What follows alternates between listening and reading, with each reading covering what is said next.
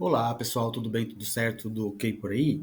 Vamos falar um pouco sobre como aconteceu a morte de Jesus, alguns fenômenos que aconteceram durante a morte de Jesus.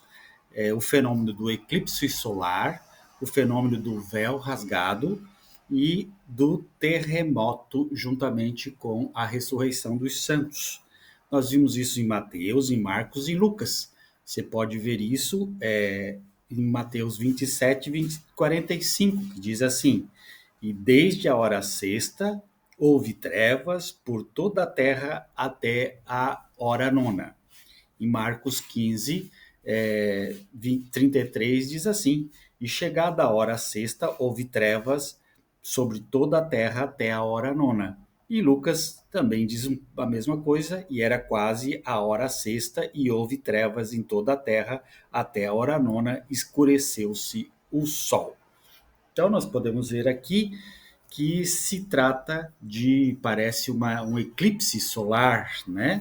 Que aconteceu, uma grande escuridão, tudo ficou escuro, ninguém conseguia enxergar direito, a noite veio durante o dia, e isso tudo é relatado por esses três evangelistas. Mas é, alguns acreditam que realmente está escrito que houve uma escuridão, mas o que está escrito ser verdade é uma outra coisa bem diferente.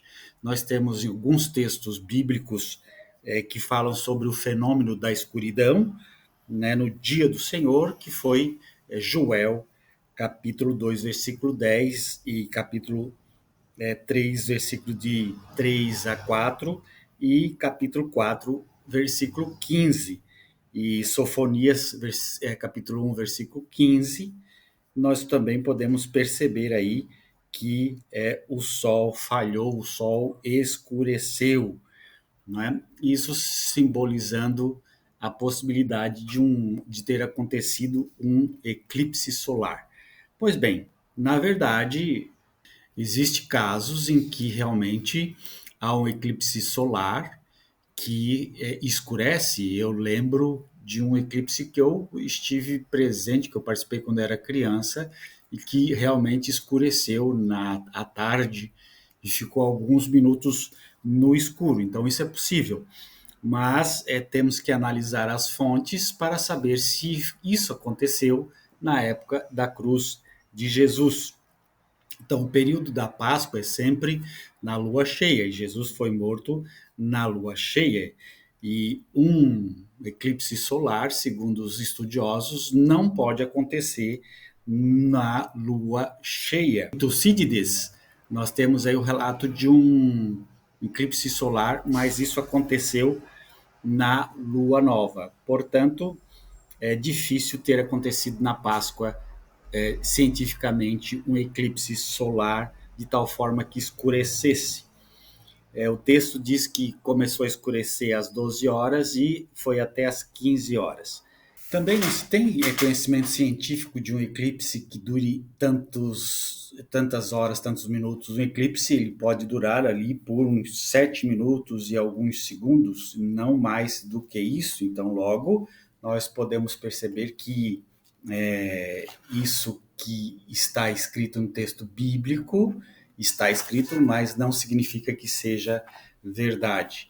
Joséfo ele fala do afastamento do sol na morte de César, que era o imperador, era alguém importante, não é? Da mesma forma, o pensamento greco-romano ele fala de eclipses solares na morte de Rômulo e de Júlio César. Isso nos dá a entender que o eclipse solar acontecia sempre que alguém grande, alguém importante morria. Então, para dar a importância de que Jesus era grande, de que Jesus era glorioso, misterioso, profundo, grandioso, era necessário que ele se parecesse com César e com Rômulo. Portanto, esse eclipse também deveria aparecer na morte de Jesus. Existe também a possibilidade de uma tempestade de areia, mas a tempestade de areia ela é refutada por conta de que não houve relato de mortes por conta de uma tempestade de areia que possa ter escurecido e levado a não enxergar o sol e só a escuridão. Portanto, uma tempestade de areia também foi descartada. Portanto, não se trata mais do que um mito essa ideia de que houve um eclipse ou escureceu das 12 horas às 3 horas da tarde. O véu do templo, né? Eis que o véu do templo se rasgou em dois, de alto a baixo, e tremeu a terra e fenderam-se as pedras. Em Mateus capítulo 27, versículo 51. E o véu se rasgou. O que significa? Os evangelistas Mateus, Marcos e Lucas informam que o véu do templo se rasgou em dois. Mas será que isso aconteceu mesmo? Isso foi um fato? Foi uma coisa real? O que nós podemos entender? Primeiro, é que o véu ele se encontrava no Santo dos Santos e ninguém poderia ir até o Santo dos Santos porque o Santo dos Santos só era permitida a entrada uma vez por ano e quem entrava era o sumo sacerdote. Então, quando aconteceu de dizer que o véu se rasgou do templo, não tinha como os apóstolos atestarem isso por conta de que ninguém entrou no templo, ninguém invadiu o lugar onde estava o véu para dar esta informação. Êxodo capítulo 30, versículo 10. Uma vez no ano, Arão fará expiação sobre os chifres do altar com sangue da oferta pelo pecado. Uma vez no ano, fará expiação sobre ele, pelas vossas gerações, santíssimo é o Senhor.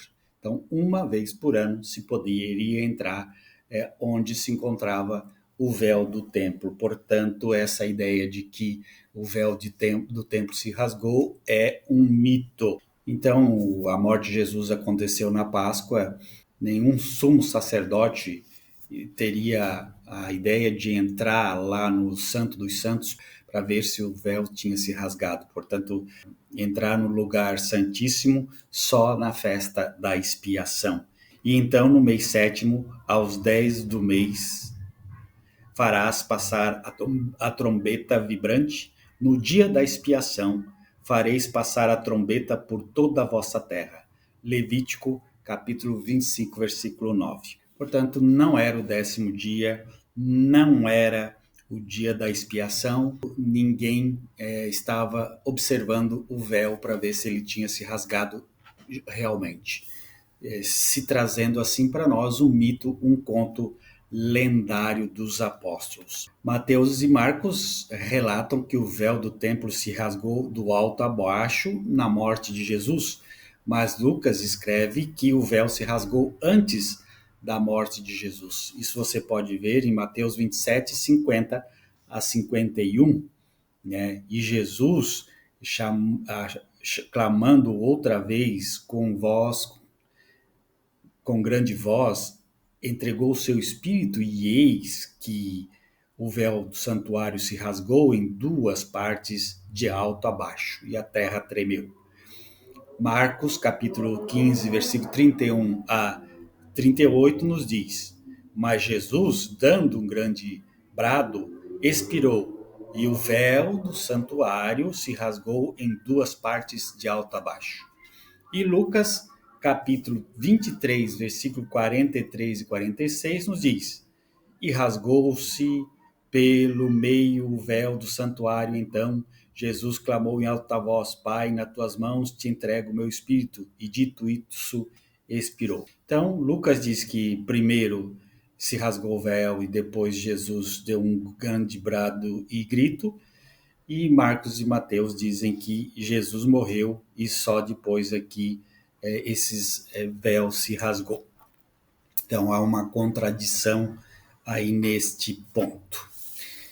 O caso de Hebreus, capítulo 6, versículo de 19 e 20, que diz: A qual temos como âncora a alma segura e firme, e que penetra até o interior do véu, onde Jesus, nosso precursor, entrou por nós, feito eternamente sumo sacerdote, segundo a ordem de Melquisedeque. Bom, Em nenhum momento está falando aqui de um véu rasgado, pelo contrário, né, colocou o véu de forma intacta. A área em que só poderia entrar o sumo sacerdote é somente na ocasião da festa do dia da expiação. O problema aqui é que o escritor de Hebreus diz que Jesus nunca entrou no lugar altíssimo, no lugar santíssimo, mas o escritor espiritualizou o texto, criou heresias, colocando Jesus como um grande expiador dentro do templo. Isso não é verdade, isso não pode ter ocorrido. Então, dizer que Jesus entrou como Melquisedeque no templo com um ofício de sacerdote, isso não ocorreu. Quando que ocorreu? Onde é que está escrito isso? Em que lugar se vê isso? Não ocorreu. Só Hebreus que nos coloca esta informação. E Hebreus capítulo 9, versículo 3 a 4 diz: Mas depois do segundo véu estava o tabernáculo, que se chama o Santo dos Santos, ao qual pertencia um altar de ouro para o incenso e a arca da aliança, totalmente coberto de ouro, na qual estava uma urna de ouro contendo maná, o bordão do Arão floresceu e as tábuas da aliança. Bom, o escritor dos Hebreus, ele comete aí alguns erros fundamentais. Parece que ele não conhece nada sobre o Santo dos Santos e como se localiza cada peça dentro do Santo dos Santos. Pois Êxodo capítulo 30 nos diz assim: E porás diante do véu que está diante das arcas do testemunho, diante do propiciatório, que está sobre o testamento, onde me juntarei contigo, e pôs o altar de ouro na tenda da consagração diante do véu, e acendeu sobre ele o incenso de especiarias aromáticas, como o Senhor ordenava a Moisés. Então, dizer que o altar do incenso ficava dentro do lugar santíssimo é uma problemática, porque é bem conhecido que o altar ficava dentro do lugar santo, logo antes das cortinas internas, conforme está escrito aqui em Êxodo. Então mostra que o autor do texto aí em Hebreus não conhecia o lugar sagrado e escreveu a bel prazer aí a informação totalmente errada. Então, volto a dizer, o altar do incenso não está dentro do lugar santíssimo dos santos, como diz Êxodo, mas o autor do Hebreu, ele insiste em dizer que estava. Então, ele comete um erro aqui de localização bastante importante. Flávio Josefo, todos nós conhecemos, né, um escritor aí de 37 a 100 anos depois de Cristo, é um historiador, um militar judeu, né, desse primeiro século, nasceu de família da elite de Jerusalém, filho de Matatias, um sacerdote judeu, era de uma ordem sacerdotal. Então, Lucas capítulo 1, versículo 5 diz: Existiu o tempo de Herodes, rei da Judéia, um sacerdote chamado Zacarias, de ordem de Abias, e cuja mulher era das filhas de Araão, e o seu nome era Isabel. Um sumo sacerdote de Israel e tinha bastante conhecimento sobre a vida dos sacerdotes de Israel. E se José veio de uma família de sacerdotes, logo ele deveria saber deste véu do templo que foi rasgado, mas Joséfo em nenhum momento falou sobre esta questão. Aliás, ele dá outras informações e nessas informações, nenhuma delas ele fala sobre o véu que se rasgou. Ele conta, fala de quantos media o véu, como era colocado o véu e tal, mas não fala em nenhum momento que houve este fato narrado pelo escritor do texto sagrado, texto bíblico. Jerônimo diz que o véu não foi rasgado, mas que o véu caiu no chão, né? E sobre o terremoto, tem um grande problema, porque só Mateus relatou esse tremor de terra em Mateus 27, 51. E eis que o véu do templo se rasgou em dois, de alto a baixo, e tremeu a terra, e fenderam-se as pedras. Isso dizendo que havia acontecido um terremoto. Uma outra questão é: abriram-se os sepulcros e muitos corpos dos santos que dormiam ficaram ressuscitados, em Mateus 27, 52. Bom, isso não se trata de um conto lendário, não existiu essa ressurreição dos santos. Um terremoto local poderia ter acontecido entre 26 a 36 depois de Cristo, que foi suficiente para mexer nos sedimentos da Terra, mas não foi energia, não tinha energia suficiente para um registro histórico como o registro bíblico, né, segundo os cientistas historiadores. Então, uma ressurreição coletiva, como aconteceu aí na morte, na hora em que Jesus morreu, era um efeito particular, algo muito louvável, muito grandioso, que necessariamente exigiria dos escritores algum relato, e não houve de nenhum escritor paralelo ao texto bíblico que falasse nessa possibilidade da ressurreição dos mortos, trazendo para nós que isso só está na Bíblia. Se está só na Bíblia, é um conto lendário. Se houvesse a ressurreição dos mortos no dia em que Jesus ressuscitou, quebra um monte de doutrinas bíblicas, né? A ressurreição por uma ordem. Jesus deu a ordem. Você vê que Jesus dá uma ordem, e essa ordem é que a pessoa ressuscite. Lázaro vem para fora. E aqui na ressurreição desses mortos, na hora da morte de Jesus, não houve nenhuma ordem. Então, Jesus que ordena que as pessoas vão ressuscitar, ou elas ressuscitam por um fato que acontece?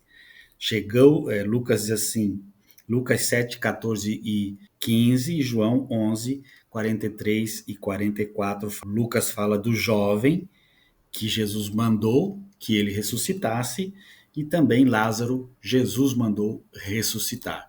Logo, foi um mandato, foi um chamado para a ressurreição. E na morte de Jesus não houve nenhum chamado, eles simplesmente acordaram das sepulturas, porque Jesus tinha morrido. E nós podemos entender para que propósito estes mortos ressuscitaram. E depois da ressurreição, eles morreram? É uma pergunta que a gente pode se fazer. Morreram de novo? Que sentido tem a ressurreição se esses mortos ressuscitaram no dia em que Jesus morreu e para morrer de novo? Não tem sentido nenhum.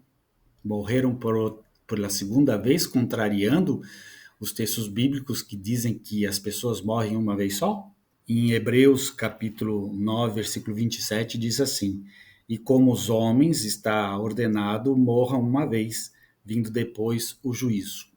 Se é para morrer uma vez só, como é que esses mortos ressuscitaram e depois morreram novamente? Ou ficaram para sempre ressuscitados? E por que ninguém fala disso? Porque isso não foi um fato extraordinário na vida do povo daquela época. E essas pessoas que morreram e ressuscitaram, será que elas ouviram sobre Jesus? Elas conheciam Jesus? Elas sabiam por que estavam sendo ressuscitadas? Muito bem, o vídeo está ficando longo, nós vamos dar uma parada por aqui. Mas percebemos aí que vários fenômenos naturais que aconteceram nestas passagens bíblicas, como o eclipse solar, o véu rasgado, o terremoto e a ressurreição dos santos, não passa de conto lendário, não passa de conto mitológico, apenas para endeusar Jesus, para transformá-lo num ser superior. Estão só nos textos bíblicos e não estão nos relatos de nenhum escritor paralelo aos textos bíblicos. Então, se só está escrito no texto bíblico, temos que desconfiar. Um grande abraço. Tchau, tchau.